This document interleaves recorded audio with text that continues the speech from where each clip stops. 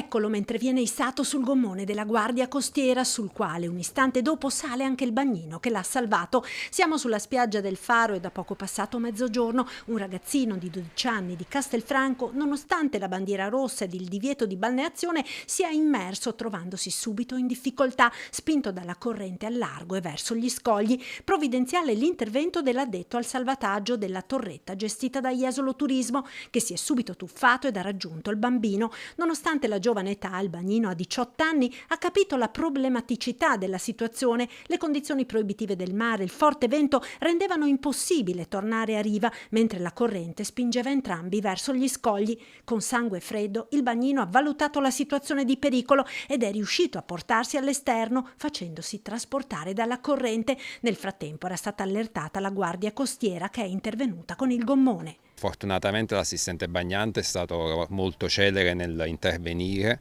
e quindi ha potuto mettere in sicurezza il ragazzino, però ovviamente era impossibilitato a poter rientrare a causa delle cattive condizioni meteorologiche. Era presente peraltro la bandiera rossa con cui non bisognerebbe mai andare in acqua. E a quel punto il nostro intervento è stato tempestivo e nel giro di pochissimi minuti siamo riusciti a mettere in sicurezza sia il ragazzino che l'assistente bagnante.